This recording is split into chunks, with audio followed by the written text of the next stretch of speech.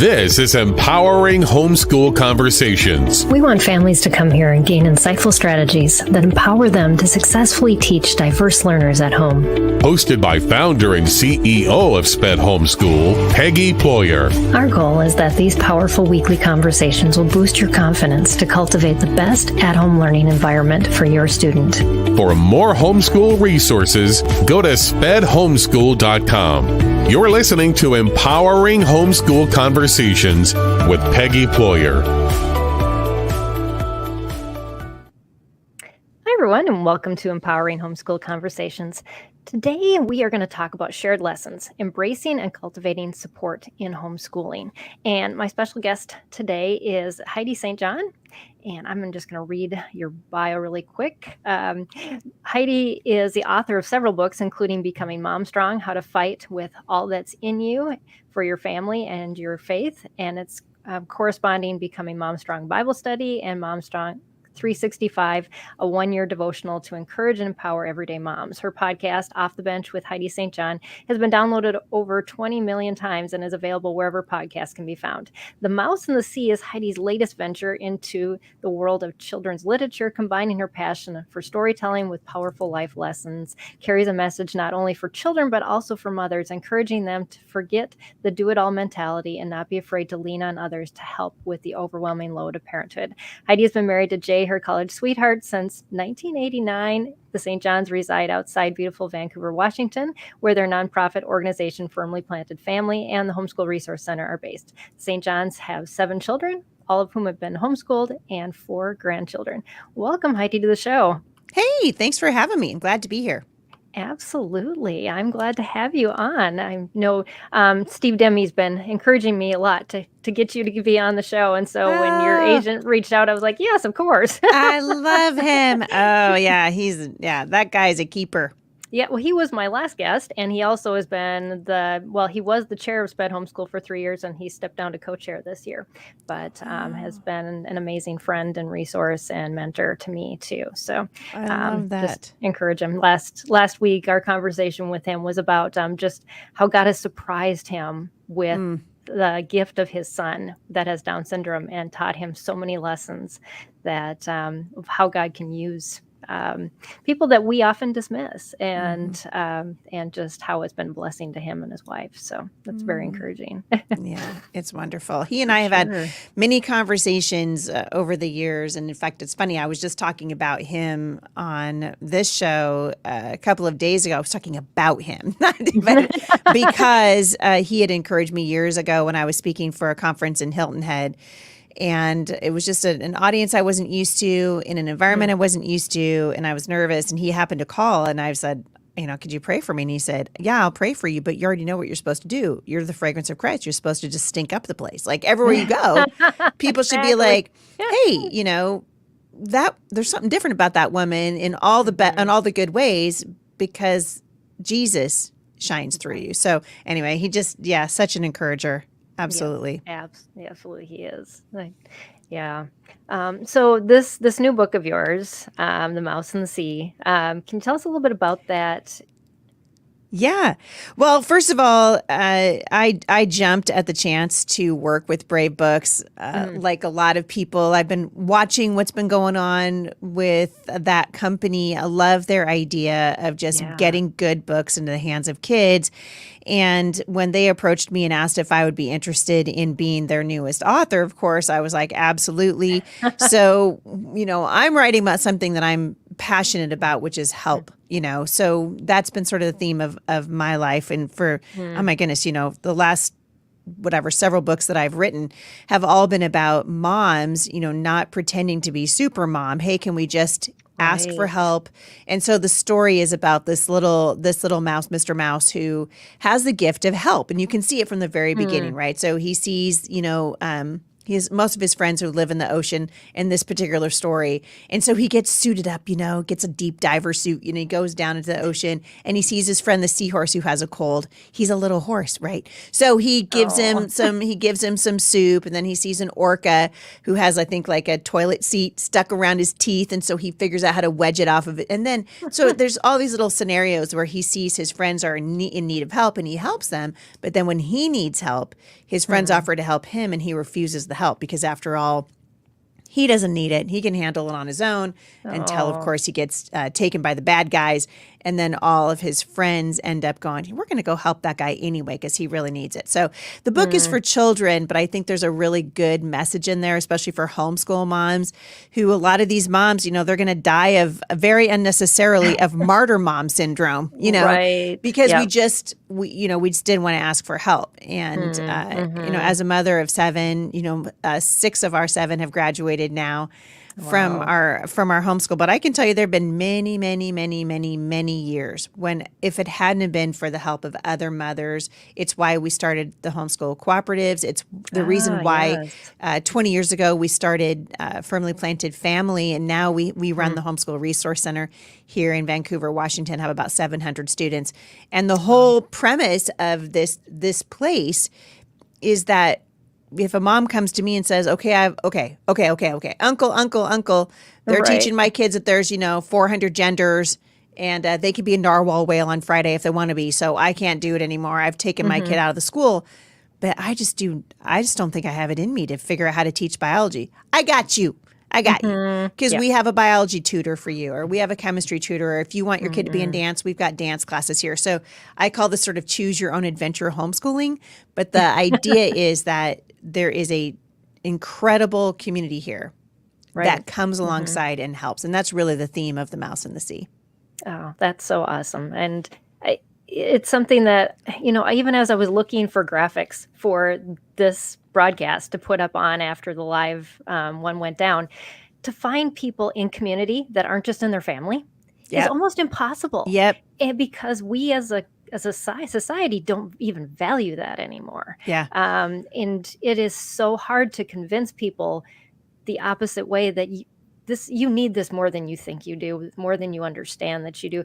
Can you share a story with us of somebody that, or just something that either in your past experience or in what you've seen in your resource center, of somebody realizing that, I really did need this, and I didn't think, I thought I could do it all myself. Yeah. Well, I mean, the resource center for sure. I mean, we see this every day, but one of my favorite, I could tell you stories all day long, but one of my favorites is, happened a couple of years ago, kind of in the middle of the Rona, in the middle of the lockdowns, when the schools were just on fire, and my husband and I refused to normalize the abnormal for children. And so we kept the resource center open after the customary, 2 weeks when we were, when everybody was closed down. But after that, we just had such a sense that it was going to be important for these families to have a place to come. And this mom who had just taken her kid out of the public school, she came to the center, and she had enrolled her daughter in some classes, and she was very quiet when she first came. She wasn't really, sure, like, who are these crazy homeschoolers, what's going on with these people? But what was so amazing was that after, I want to say, maybe about 3 or 4 months, she came to the front desk like she didn't, often ask a question or checking in or whatever. And she just started crying. And she said, I can finally see my daughter again. I have my daughter back. This woman who she knew that she was missing something, but she wasn't sure how to get it back.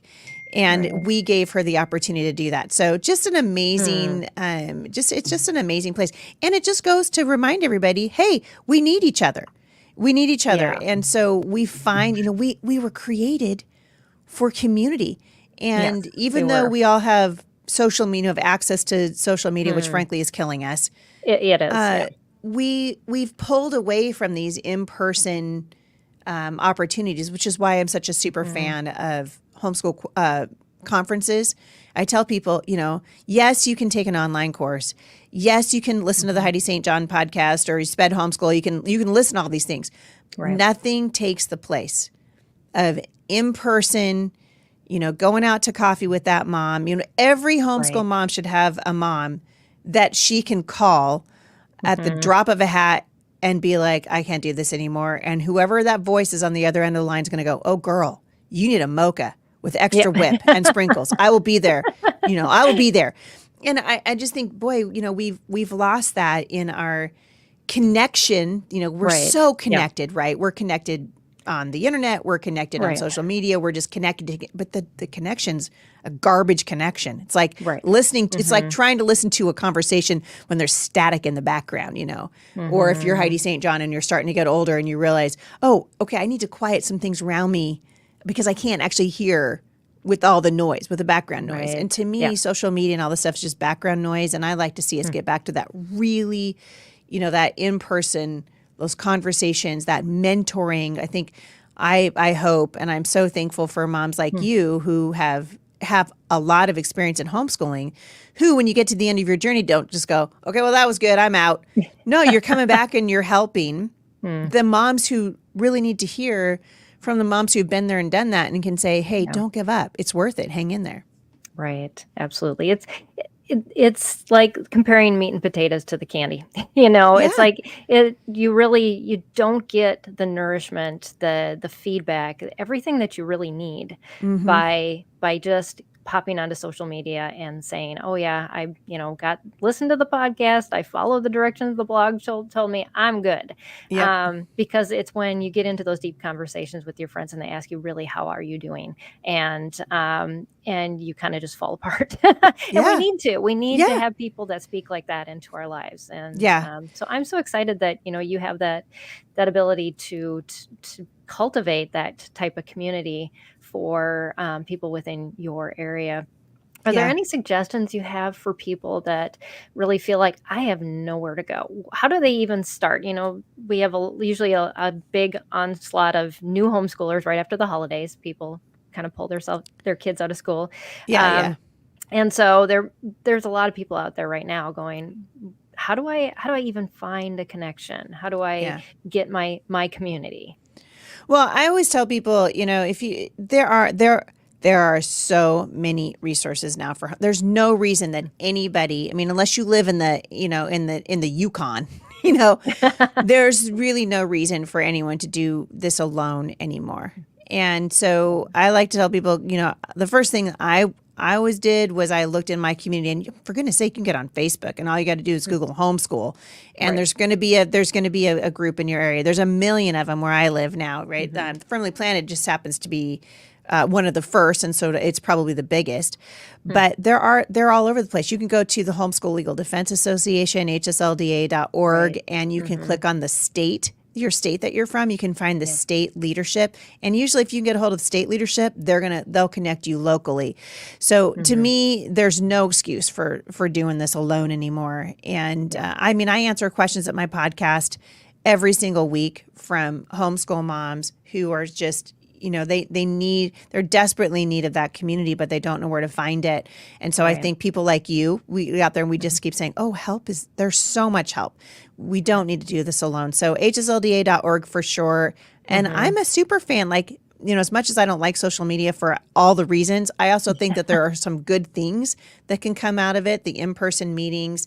I mean, we use social media all the time here at Firmly Planted to say, hey, we got stuff going on. For example, we're doing a marriage conference here in Oh, that's Vancouver. Phil awesome. Gunger, do you remember Laugh Your Way to a Better Marriage? So, I don't. oh my word, it's so much fun. So they're coming here to do that for the community in Portland, like the Portland, Vancouver metropolitan area. And we've got people flying in from around the country because I'm that's here to cool. say your marriage is worth investing in. So get up off your couch and invest in it. Right? Bring your wife, bring your husband, and come and just spend a weekend remembering why you got married in the first place. And we could have done that online, but we're doing it in person because it's so important. It's really important. It is, and it's important for those dads and as for couples to be together too. I know our church is big community based, Yep. and so everybody in our church belongs to a community group and to get together with couples every week and be part of each other's lives. That just takes it even one step further than just my girlfriends and I. And a lot of times dads get left out. Yes. It's so important for them to have community just as much. They invest in your homeschool. We can't just say, well, I mom can do it alone. And Right. Right. yeah, Yeah, it's yeah, true. And I wonder if, sometimes, I mean, that really does lead to the martyr mom thing, mhm, where after a while you're just like, no one loves me. No one's right. listening to me. I'm all by myself. No one cares. Well, people do care, but you're going to have to get out there and say, I need help. Yes, And I absolutely. think Hmm. that is the first, to me, that's the first step toward healing to the homeschool mom. It's just to say, okay, I need help. And honestly, this is Hmm. why the Mouse in the Sea and, everything that Brave is doing resonated with me, because it's not only just are we putting great books and the Freedom Island Book Club and all that into the hands of kids, Yeah, we're saying to them, there's something bigger happening than yeah, just you read a absolutely. story to your child. Mm-hmm. You sit down and you've got that little one on your lap or whatever, your grandkids, in my case, your grandkids around you, Hmm. and you're able to say, I'm going to invest this time because I realize the time is where the treasure actually is. That's where you Yeah. find it. And so it's Hmm. kind of bringing back story time. I love that I've been able to partner with, over the years, companies that are just phenomenal and meet really good people, because the news cycle, right? The 24-hour news cycle is just bad news all the time. It's bad news in the morning, bad news I in the don't middle of the even day, listen to it. Yeah. bad news at night. Yeah. And and I am a bit of I ran for Congress here a couple of years ago, Mhm. and I'm a Yeah. little bit of a newsie, and so I like to listen to the news. But I'll tell you what, uh, it can get downright depressing, Mm, and also it's not even a real picture most of the time of what's happening yeah. around the dinner table. There are Right. wonderful people who God has given the gift of help to. I think you're one of those people, right? God put it on your heart. You've had a specific life experience, and instead of having that life experience, you just, you keep what you learned to yourself. You Right. go, I wonder if there's other people that are struggling with this. And lo and behold, there are, right? Right. And so you're taking what you've learned Hmm. and you're investing in the lives of other people. That is what we're supposed to be doing. And it just, Absolutely. it's really encouraging. It's encouraging to me. Yeah, we had a comment from one of our viewers on Facebook about your new book, and she said, "Sounds like an amazing story for kids and adults alike. You are correct. Having a homeschooling village is so important.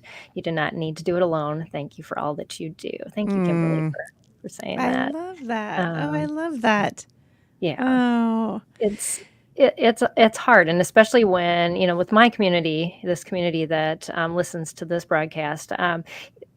They have special needs kids. yeah. And we can have this mentality of nobody's going to get it. My child's going to ruin this relationship. And we shut down the wall or the doors. We shut them just without even thinking that there may be a possibility that God may have somebody out there. Yeah. We just dismiss that He can do that. Yeah. Can you speak into that a little bit? Yeah.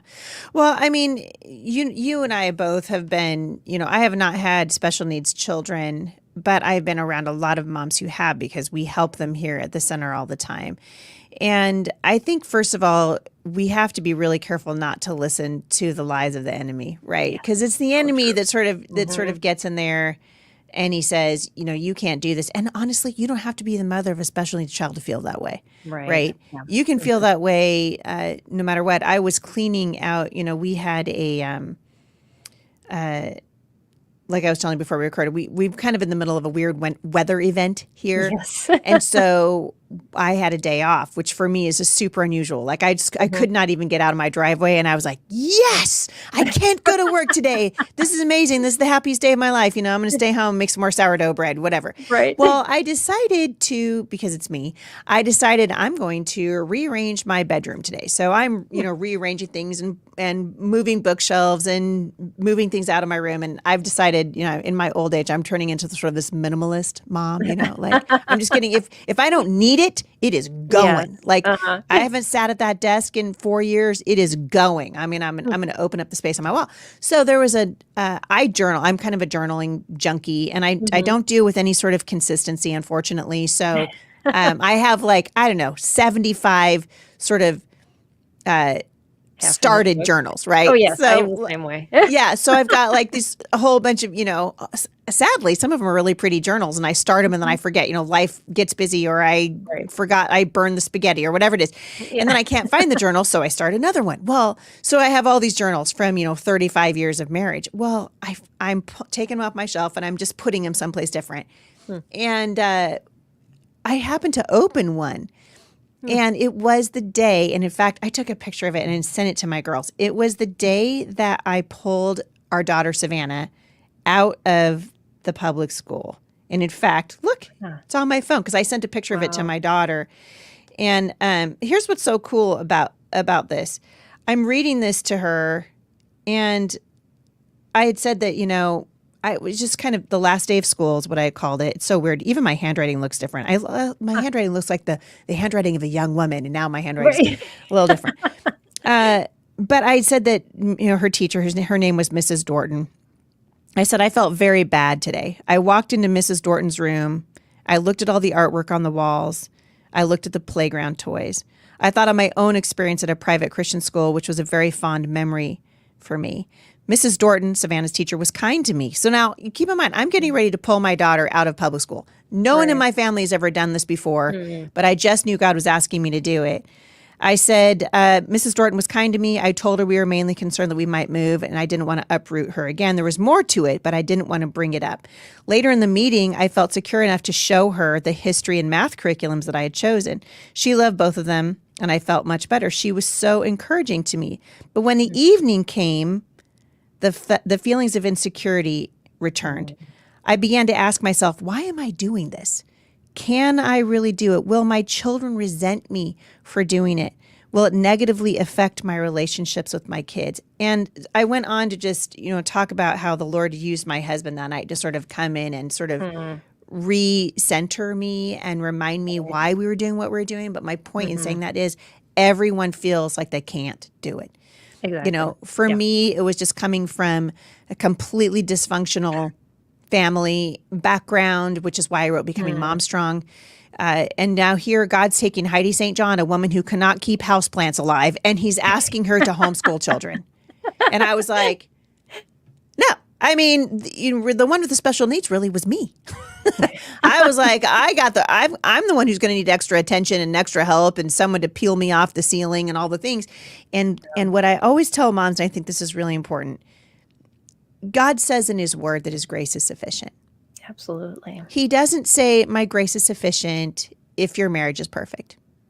My grace will be sufficient if you end up with, a little Einstein, then my grace will be sufficient. He doesn't say my grace is sufficient if you've got all the help that you need or you're in the perfect community.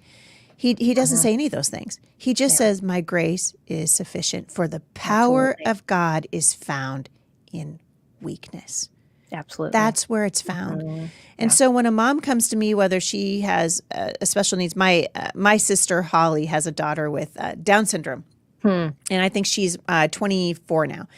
And I remember the day that Kendall was born, massive hole in her heart. When she was just a few hours old, they did open heart surgery and all the things to save her life. That girl is a treasure. I do not know what my sister Holly would have done, but for the birth of that child.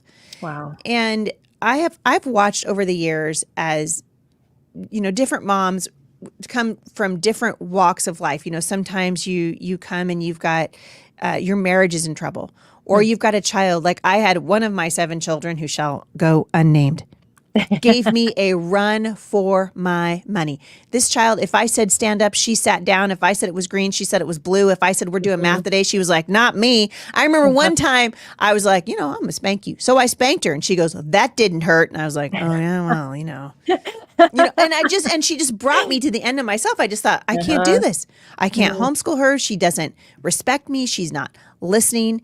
And I remember in those moments, and this is how I have kept at it for 27 years, His grace is found in weakness. So if you feel weak today, if you feel unqualified, you're right where he wants you, because God wants the glory.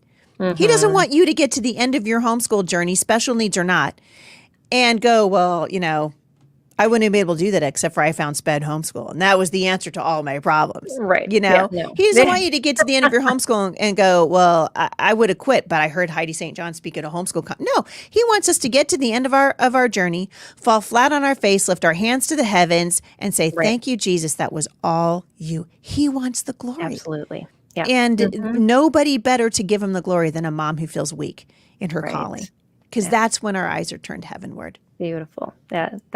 Yeah, perfectly said. And we do. We want to get it all together, and then I can go out and do this. Well, the problem is we're never going to get it all together, and so we have to do it where we're at, and it teaches our kids a lesson too.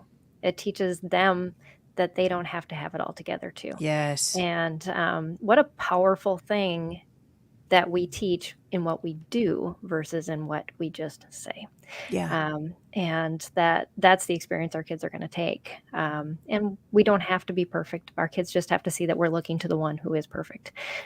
So I love that. Yeah. And you don't have to have the answers either. I mean, I think we don't need the answers. We need to be able to direct our kids to the one who has the answers. And I think one of the beautiful things about homeschooling is that it teaches you to look things up all the time. You know how many times over the years I've been like, okay, there has to be a better way to teach long division.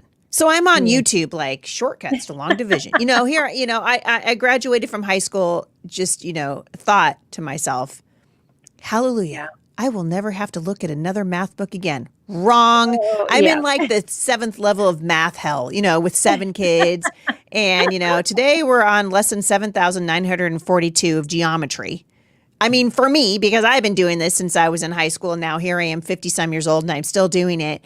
And I just think there's a beautiful thing that God does. So like, I don't teach math anymore. I found a helper. I found someone to help me, right? Because I was like, I'm gonna lose my mind. I'm gonna go crazy. But I didn't have a support system, so I created one.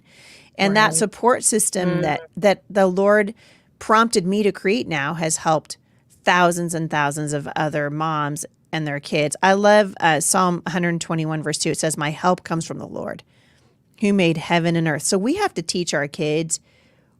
We look to the Lord. Like, we do what God asks us to do, but the very first thing is to look to the Lord. My help comes from the Lord. My help doesn't come from Rebecca. It's not going to come from Heidi St. John. I mean, God might use Rebecca. God might use Heidi St. John, but my help ultimately, it's like the provision of the Lord. Years ago, my husband was a pastor for 20 years. And then we started a nonprofit organization, got even more broke than we were as a pastor's wife. I know that, the feeling. Yeah. Right. Start a nonprofit, they said. It'll be fun. So we see there's a need. So we start this nonprofit. And I remember very clearly one day, here we were just struggling to make ends meet, because you got to have people got to be willing to give to it, because you can't get paid unless people give to it. And even if we sold the nonprofit, it doesn't belong to us. So there's nothing to be gained. You have to give it away. And someone said to me the other day, wow, it's so neat, Firmly Planted Family, it's a big ministry now. It's probably a multi-million-dollar ministry. It's been around for 20 some odd years. But they were like, so amazing. You guys could retire. You could sell it. I'm like, you don't understand. It's a nonprofit. Like, I don't own it. So I can't benefit from it financially if I wanted to. Right. And I remember at one point feeling pretty sorry for myself, right? Because here we're just pouring and pouring and pouring into this thing. And we were having a hard time just staying afloat as a family. Yeah. And I was kind of whining and complaining. We lived with Jay's mom, my husband's mom, and I was making dinner and kind of whining and complaining. And I said, maybe we just need to go back to our normal jobs. Like, I go back to just being a homeschool mom, and Jay goes back to full-time church work again, because I feel like that's what we're supposed to be doing. She said, well, why? I said, well, because of the whole provider aspect, right? Jay's saying he really wants to be a provider, but we're out here trying to do this nonprofit thing, and it's making it really hard. And she goes, why do you think Jay is your provider? And I was like, well, because and I realized what she was saying, and I'm like, ooh, I fell into your Bible trap. I see what just happened, right? I see what happened. And she was like, who's your provider? Well, it's the Lord. Right. And not only does he provide for his children financially when we need it, and we know we learn about the Lord along the way. He's rarely early, but he's never late. Yes. Right. Oh, Right so on true. time in God's So economy. true. And she just reminded me, your provision comes to the Lord. Ask and it will be given to you. Seek and you will find. Knock and the door will be open to you. Go to the Lord. He's your provider. He's your help. Absolutely. Yeah. Man, these are lessons we need to learn. Yeah. Yeah. And we do learn them best when we've run out of other options. Yeah. Yeah. It's true. We have to let ourselves get to the end of ourselves. And, we hate being in that place. Thank you for sharing that story, because I think a lot of people will relate. We start like scheming, and I found myself doing the same thing. I was in an insurance issue with my other organization. I teach aerial silks. You cannot even imagine how horrible that is to insure. I can imagine, because my daughter took it, and I was just like, oh, you're going to break something. Oh, be here. Oh, don't drop on your head. Yeah. Yes. Yeah. So I'm a professional performer, and I have a studio, and, I had battles. I'm praying. I'm having my parents pray. I'm like, we need to be insured. And God came through the very last week of what I needed. And I was like, oh, of course you would.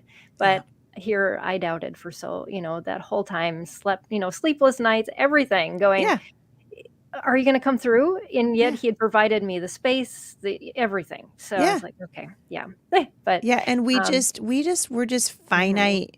We're just finite human beings who are needing to go, back to the Lord all the time. Absolutely. Back to the Lord. And you just said, you got to come to the end of yourself. And it kind of brings it back to my little story about the mouse in the sea, because he eventually does. He gets to the end of himself and he looks around and he goes, well, shoot, I'm screwed now, because he didn't ask for help when he needed it. And eventually, of course, his friends come around, and I think of how many times, I've gotten a phone call from someone who said, I noticed that you didn't seem like yourself, or I noticed that. We need to be willing to just notice. We look for the little things, the little signs that maybe somebody's a little bit off. Yeah. And be brave enough to say, hey, are you okay?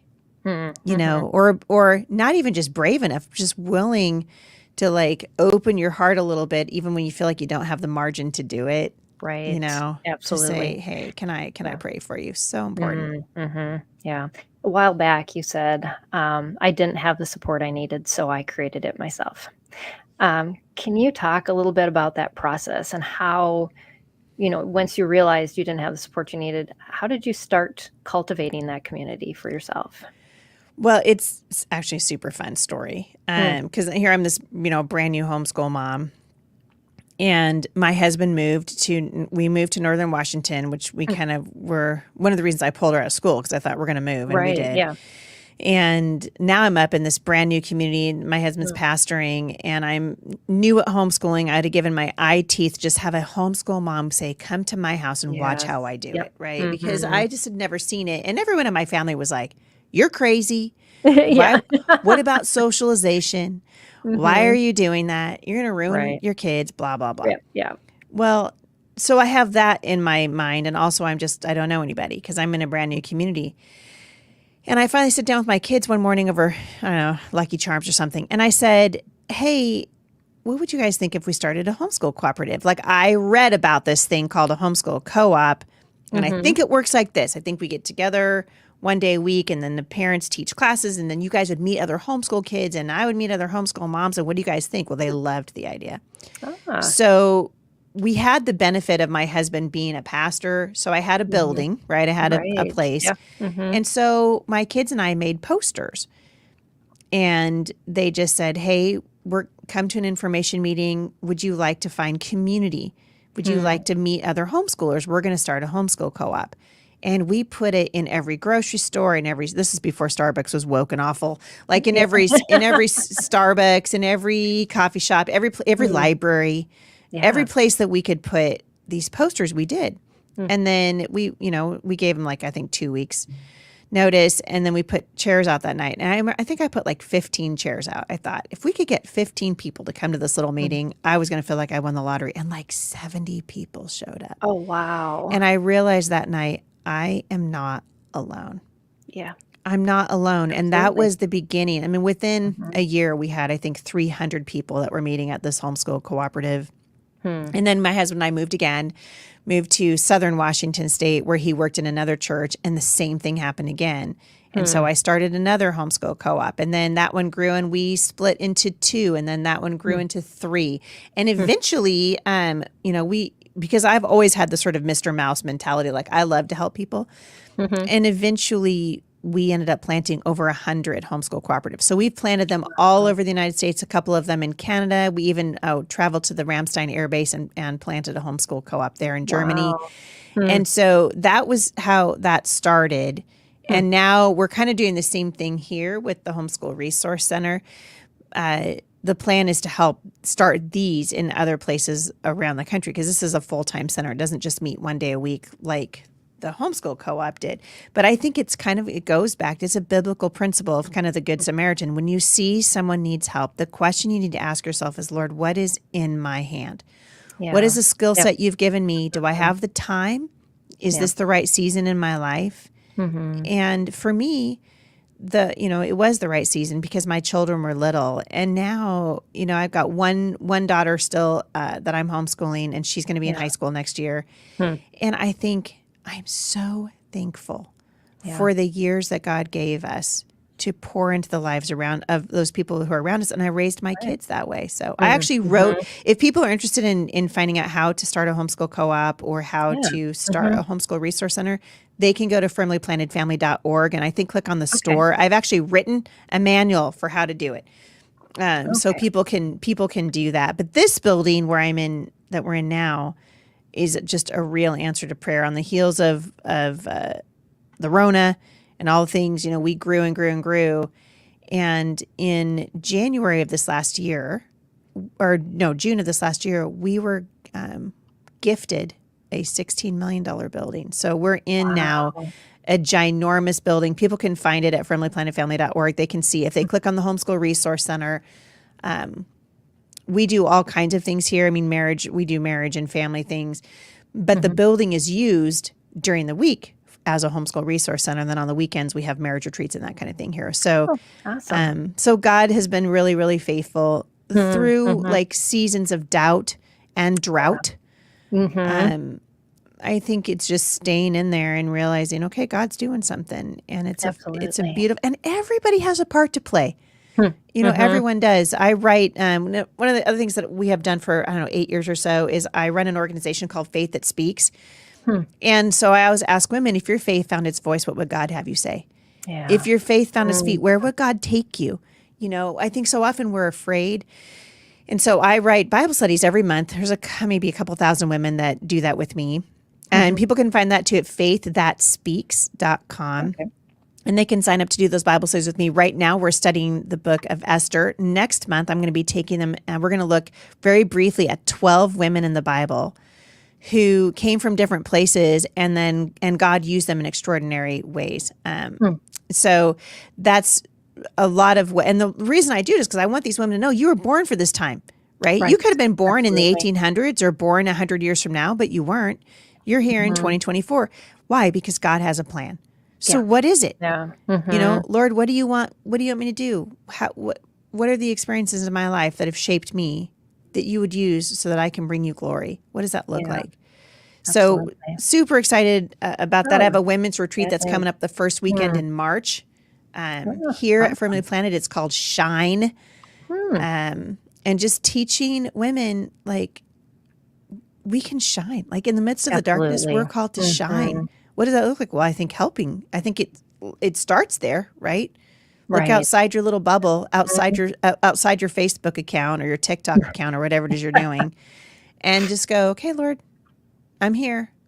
You know, I'm reporting for duty. What does it look like?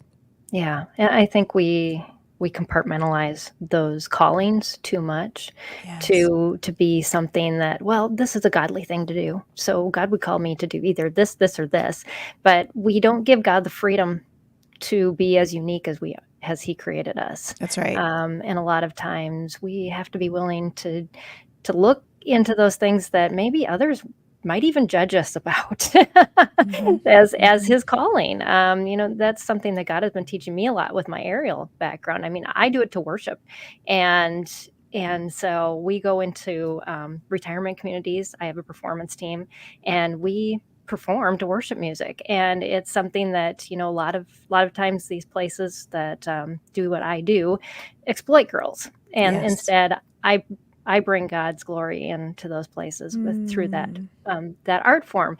But I could have easily said, "No, God, you can't do this. That's not it's not where you're at." But just to allow God to and the same thing is true for our parents. That say, that's a great story for Heidi and how she formed her community. But I don't think I could reach out to anybody. Yeah. I mean, for my family and creating a homeschool community, we created a pod before pods were pods. Yeah.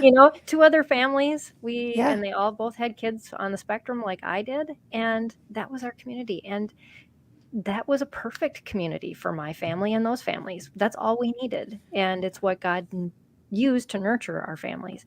So I think in so many ways, we do limit God, instead of just saying, like you said, here's what I've got, here's what you've given me. Now, what do you want me to do with it? Yeah. And not bury that treasure, but instead allow God to grow it. Yeah. And it takes courage to do it. I think you have to be willing to fail. Yeah. Right. You have to be willing to walk through some deep water. You have to be willing to be uncomfortable. But I think there's a blessing. The blessing is found in obedience, right? And then in what God does after that, and just really leaving those results to Him. And I love that God does that. To me, there's a blessing in even in the failing. I ran for Congress a couple of years ago, and shoot fire. I don't recommend that to most people. I ran for school board, so I know I get it. Woo! But I'm not sorry. I'm not sorry I did it. I learned so much in that time, and I mean, I had articles written about me. I had the opportunity to meet with President Trump for about an hour by myself. I had all these things, and I didn't win. I came pretty close to winning. But it's a whole big long story. It doesn't matter. The point is, the winning was found, and my husband said this to me the night of the primary. We won when we obeyed, and that's what I want your listeners to hear. You win. Obedience is the winning. That's how we win. And we follow the Lord, and we do what He asks us to do. Like a lot of people will say, I felt the Lord wanted me to have children, and then my family it doesn't look like I thought it was going to look, or maybe it's different than I wanted it to be. And yet God was saying, no, this is exactly what I have for you. And I'm trying to teach you something. I want you to lean into me. I want you to learn, and God's going to grow you in a beautiful way. And that's when we win. We win in the obedience. Yes, because we just never know down the line when those lessons that we've learned, like you said, you learned something, even though it didn't turn out the way you wanted it to. Yeah. Well, how is God going to use that? He will. He will never leave anything that we won't need to use in the future. So amazing. Yeah. He's good like that. Yeah, absolutely. Nothing goes to waste. So how about people who feel like, I'm just going to be a burden to others? Because I know a lot of our parents, they have extremely needy lives. And I think that's one of the big things that parents come back to is, I'm just going to be a burden. I don't want to be a burden to others. So I'm just going to hold back, and then everything will be fine. I think I heard this occasionally when I was running for Congress, right? And I hear it a lot in the homeschool community. And there was a point in which I didn't want to ask for help because, the big thing that you have to do when you're running for office, especially federal office, is raise money. It's all about that. It's raising money because the ads don't buy themselves, right? So you have to raise. So in my case, I think they wanted me to raise at $1.2 million. And it was I hate asking for money. I hate it. I hate it. I hate it. I hate it. I hate it in the nonprofit world. Yep. I just hate it. I'm kind of a like, I'll get my own job. I'll make my own way. I'll buy my own groceries. Thank you very much. Right. Again, not asking for help even when you should. Mm-hmm. But someone said something to me one time and I thought was so beautiful in the midst of that run where I was, on the phone 6 hours a day fundraising, trying to call random strangers up and ask them for money. It was awful. Right. Yeah. And one day I was just sitting in my office just like, I hate this. And my friend came to me and she's like, you don't know, but that you're robbing somebody of the opportunity to help. And they've been saying, how can I help? How could I get involved? And God in his providence brings people with money to people who have a vision. And now you have provision, right? Yeah. And God works that way. Well, I think when we say, well, I don't want to be a burden. I mean, that's what I was saying. I'm calling these people. I'm like, I don't want to be a burden. I don't want to be a burden. I learned, and I saw this over and over and over again, that people would say, thank you for, I've been wondering, what to do. How can I get involved? And maybe my little $10 a month. Well, that $10 a month turned into $20,000 a month, right? Because that's what happens in God's economy, and God multiplies things. And Absolutely. so if I had kept this mentality of, oh, I'm a burden, I'm asking for people to help, and they've already got busy lives. Everybody's got something that they're going on, that they're doing. You just don't know what God's doing in the life of that other person. Right. And so it really isn't. I mean, it's kind of, you think about it. And this is what was pointed out to me. She said, you're kind of being prideful. You're just like, you're assuming that you know the heart of that other person. You're assuming that you know what the outcome will be, but you don't. And it just really, I think it just kind of goes back to, we were made for such a time as this. We need each other. Absolutely. And I watched my assistant, Melissa Crabtree, who's worked for me for like 13 years. She's a special needs teacher by trade. So she went to school to become a special needs educator, and it's her heart and her passion. And she spent a lot of, like, in her summers, a lot of times she would do like the Johnny and Me, the camps and things like that. Yep. And this last fall, one of her kiddos that she had worked with for a long time, this girl had lived with a severe disability her whole life. And she passed away, I think in her early 20s. And Melissa was telling us of all of the ways that Megan brought joy into her life. The joy that girl brought to Melissa's life was, you can't put a price on it. Right. And what God did through that young girl in the lives of so many people. And what would have happened if her mom would have said, I just don't want to be a burden. Right. We would have missed out on the joy of Megan. Right. We would have missed out on that, and that was really Melissa's take on it. And so sweet. And I love the heart that God gave to Melissa for Megan, especially, right? It's just so, it's so sweet. And so we don't know what the blessing of your child is going to be in the life of somebody else who maybe just needed that special person in their life. And I just think, boy, we got to hold our lives, I think, a little more open-handed. Like, all right, Lord, I have this. Show me what happens when I give this to you. What if instead of doing this, if I open my hands? Yeah. And sometimes the fear is, right, we get our hands slapped. We've all had that happen. Oh yeah. But I think it's worth it. It is. Right? The risk is worth it because the payoff is so amazing. It is. Yeah. Yeah. And just pray. God will provide what you need in the right timing, but we do have to ask him too. Yeah. That's just over and over again. He does. So good. Yeah. So we got some questions from viewers ahead of time. Then a lot of these were off topic, but your agent said it's because it's me. I talk about everything. So. Anyways, okay. So here's one that oftentimes I would answer from a very different perspective, but I would love your answer on this. Alana asked, how do I know if homeschool is better than public school with an IEP in place? Well, several of my sisters have kids with that are on IEPs. And I will tell you, my sister, one of them in particular, that was her question. right? I don't even know. I should just leave my kids. I am telling you now, it's been 5 years. Yeah. The work that my sister has done in shaping the hearts of her kids is better than any IEP on the planet. Oh, yes. Every day of the week and twice on Sunday. Uh-huh.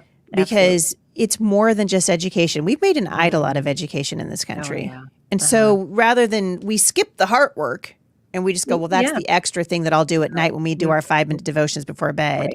Right. But the heart work is actually the most important work. The education piece is second to that. And I was just talking with my husband over dinner the other night, and we were talking about one of my nephews in particular and just saying he is a different kid. He's high functioning autistic, but he is a different kid because of the love that my sister has poured into him through homeschooling, right? She did that because homeschooling gives you the one thing that you can never get back when you give it to the public school, and that's time. Absolutely. It's time. And so to me, your children, even if they're on an IEP or even if you think they're not absorbing all the bad messages, trust me when I say they are absorbing it. Yeah. They're absolutely absorbing it. Your children are soaking that in like a sponge. Transgenderism, the push in this country towards socialism, all of these things are subtle and not so subtle messages that your children really are absorbing.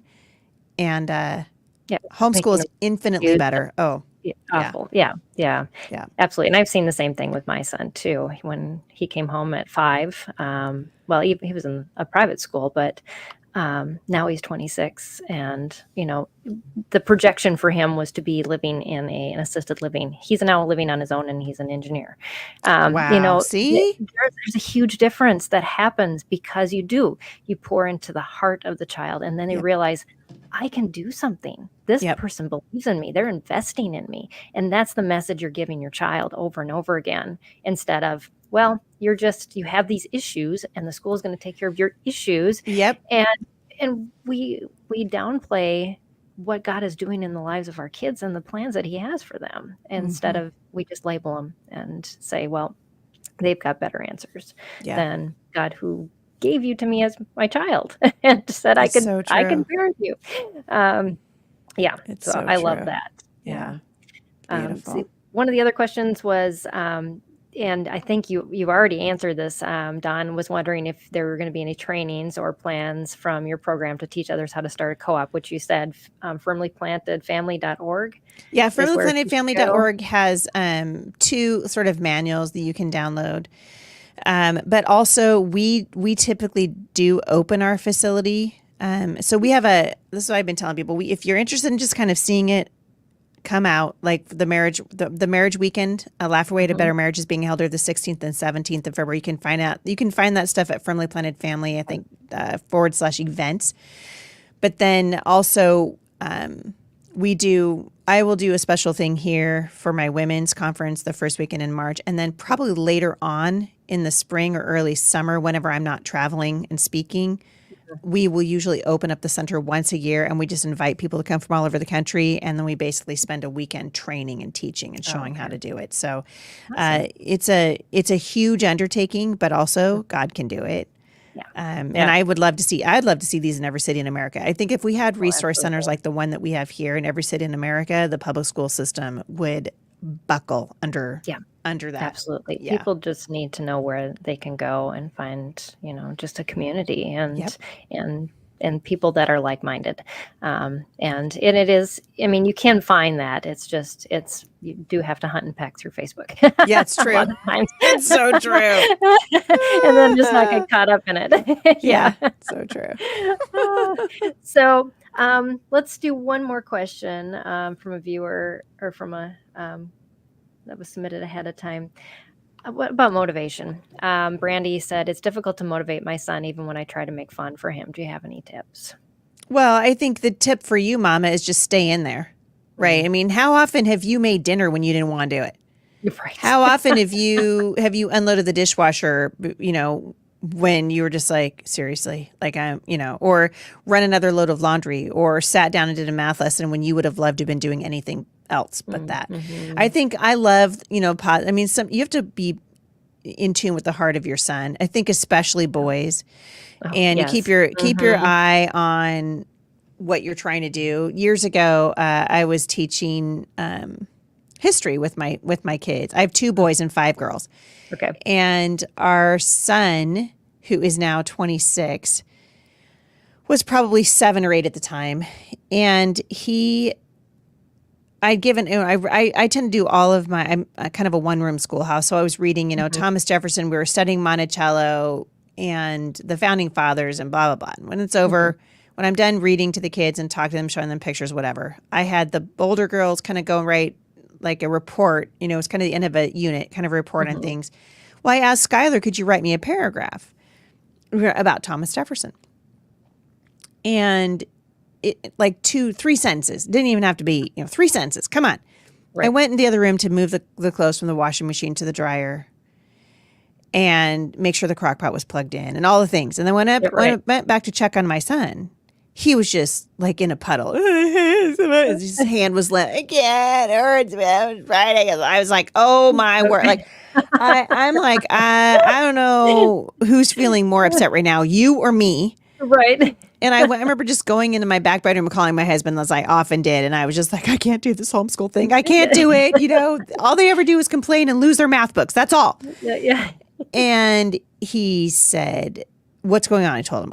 3 sentences about Thomas Jefferson. He goes, okay. He goes, Heidi, I'm not trying to hurt your feelings, but what's the goal? Do you want him to write about Thomas Jefferson, or do you want him to learn to love to write? Right. And I thought, well, I want him to learn to love to write. I want him to want to write. And he said, what does he love to do? Well, he was an 8-year-old boy. What does every 8-year-old boy love? They love Legos, right? So I went back to the kitchen. And instead of getting mad at him, I said, Skylar, listen, what if, instead of writing about Thomas Jefferson, what if you wrote me a little report on the history of Legos? And he kind of lifted his head up off the table and he looked at me and he goes, like, I think he was just waiting for like, what's the punchline, what's the joke? And he just said, well, really? Are you really write about Legos? And I said, yeah. I said, I will search the internet with you and we can find some articles and some pictures. That kid lit up like a Christmas tree. Yeah. So we downloaded like all the early pictures of what Lego used to look like. And it was kind of a fascinating thing. Oh, it is. Yeah. Yeah. And then I just left him with a bunch of piece of paper that we'd printed off, pictures and things like that. And then I left him alone for like an hour and a half. And that kid wrote a full, it wasn't professional, but he wrote a full report. And I learned several things that day. A, he was lying to me. He could absolutely do it. Yep. And B, a lot of what I did with him had to do, like I had to pick which hill I was going to die on. Yeah. And that day, I picked the right hill. There have been other days when I picked the wrong hill, and I died on a hill that I was just like, well, that wasn't worth it, So you need discernment from the Lord. I think you just need to go, okay, Lord, so true. What's the hill? Like, if this isn't the hill, show me. And sometimes, you know what? Sometimes the hill is worth dying on, I've had knockdown dragouts with my kids over just something stupid, like unload the dishwasher. No, you are going to do that. I remember one time one of my kids, when you have 7 kids, I got material for days, right? I remember one of my daughters just, again, just stubborn as all get out. And I just remember looking at her and I just said, I am going to win this. So we can do this all day long. I got all day, right? That's the benefit of homeschooling. I don't have to ship you off to somebody else who's going to give up on 5 minutes because she got 27 other kids she has to deal with. Right. I'm going to win this thing. And I remember her just looking at me like, shoot, my mom's going to win it. Right. She knew. But there were plenty of hills I died on I wish I hadn't died on. And then there were other times when the Lord just says, you know what, this is hard. Life is hard. What does Candace Owen say? Get a helmet, right? So sometimes you have to just say, okay, we're going to suck it up. You're going to write this report on Thomas Jefferson, or you are going to do your math. And then other times you have to be like, okay, never mind Thomas Jefferson. Let's talk. Let's do something different, right? Right. And that takes discernment, and it takes you have to be willing to shift course when you need to. But at the end of the day, you're after the heart of your child, and so it's up to the mom to know: is this child just being manipulative? Is he being a brat? Are we having an obedience issue? Or Right. can I shift Or and make this process a little more palatable? right. Yeah. You got to walk Yeah. with the Lord. Exactly. Because those lessons, again, like we were talking about earlier, they're lessons that our kids are going to take forward, and we don't know what he has planned for them, but So true. he does. And so if we're listening and we give up when we need to give up and we push on when we need to push on, then we're doing what's right. That's right. But yeah, it's all. And you can't all in say his plan. like, here's what you should do. Like you just like No. I am loath No. to say that to another mom because I want her to know, oh, hey, you got to listen to the Lord. You know, let's talk about what your child's, what was he like yesterday or the day before?